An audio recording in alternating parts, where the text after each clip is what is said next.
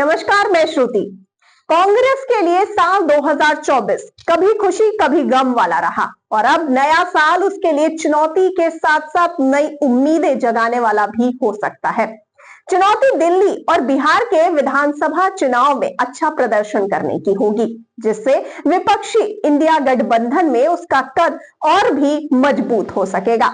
आइए आपको बताते हैं इस बारे में और विस्तार से। बेलगावी में कार्य समिति की घोषणा के मुताबिक संगठन को मजबूत करके और राष्ट्रव्यापी अभियान चलाकर वह भविष्य में अपने लिए संभावनाओं के नए द्वार खोल सकती है। आपको बता दें कि साल 2024 उसके लिए बेहतर संभावनाओं की उम्मीद जगाने वाला था, लेकिन साल के आखिर में महाराष्ट्र, हरियाणा और जम्मू कश्मीर के विधानसभा चुनाव ने पार्टी की उम्मीदों पर फिर से ब्रेक लगा दिया।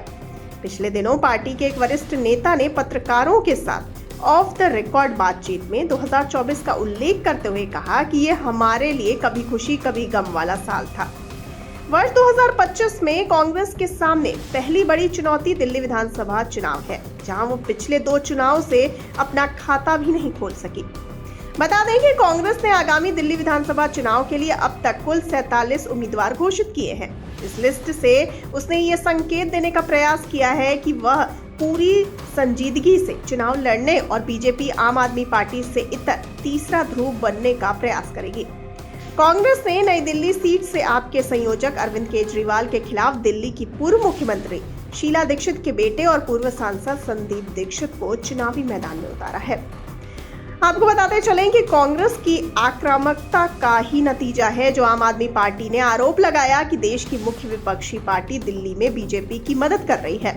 उसने पूर्व केंद्रीय मंत्री अजय माकन के एक बयान से नाराजगी जताते हुए कांग्रेस को इंडिया गठबंधन से बाहर निकालने की पैरवी भी की थी। दिल्ली में अगर कांग्रेस को सीटें जीतने में सफल रहती है तो राष्ट्रीय राजधानी में उसमें नई जान आएगी, लेकिन पिछले चुनावों की तरह विफल रहने पर न सिर्फ दिल्ली बल्कि इंडिया गठबंधन में भी उसकी स्थिति को और धक्का लगेगा। जी हाँ, चुनावी नजरिए से इस साल कांग्रेस के लिए दूसरी बड़ी चुनौती बिहार विधानसभा चुनाव है, जो अक्टूबर से नवंबर में संभावित है। बिहार में कांग्रेस इंडिया गठबंधन में राष्ट्रीय जनता दल के छोटे भाई की भूमिका में है, लेकिन अगर वहां विपक्षी गठबंधन को सत्ता हासिल करनी है तो इसमें कांग्रेस का चुनावी प्रदर्शन बहुत मायने रखेगा।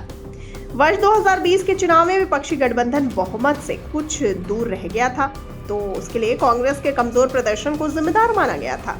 उस चुनाव में कांग्रेस 70 सीटों पर लड़ी थी, लेकिन सिर्फ 19 जीत पाई थी। आइए जानते हैं कि इन चुनौतियों में कामयाबी से कांग्रेस का बढ़ेगा कद। तो आपको बता दें कि कांग्रेस के लिए बिहार में गठबंधन में चुनाव लड़ने के लिए सम्मानजनक सीटें हासिल करना पहली चुनौती होगी, फिर पिछली बार से बेहतर प्रदर्शन करना दूसरी बड़ी चुनौती होगी। इस तरह से बिहार के नतीजे भी ये तय करेंगे कि विपक्षी धड़े में कांग्रेस का कद घटेगा या फिर बढ़ेगा। कांग्रेस ने कुछ दिनों पहले कर्नाटक के बेलगावी में संगठन सृजन कार्यक्रम की घोषणा की। उसने कहा कि वो हर स्तर पर संगठन को मजबूती देगी तथा नए लोगों को जिम्मेदारी देने के साथ ही जवाबदेही तय की जाएगी। आइए अब जानते हैं प्रियंका गांधी के सांसद बनने से पार्टी को कितना मिलेगा फायदा। तो आपको बता दें कि कांग्रेस के लिए झारखंड विधानसभा चुनाव का नतीजा उत्साहजनक रहा, जहां उसने तमाम अटकलों को दरकिनार करते हुए 16 सीट हासिल की और इंडिया गठबंधन के एक मजबूत घटक के रूप में उभरी। यह गठबंधन प्रदेश के 81 सदस्यीय विधानसभा में 56 सीट हासिल करके अपनी सत्ता बरकरार रखने में सफल रहा। बीते वर्ष कांग्रेस महासचिव प्रियंका गांधी वाड्रा की चुनावी पारी का भी आगाज हुआ। वो केरल वायनाड के उपचुनाव में जीत हासिल करके पहली बार लोकसभा पहुंची। तो आपको इस पर क्या कहना है? अपनी राय हमें बताइए कमेंट सेक्शन में। जाते जाते इस वाले वीडियो को कर दीजिए लाइक और शेयर और चैनल को सब्सक्राइब करना बिल्कुल ना भूलिए। मुझे दीजिए इजाजत। नमस्कार।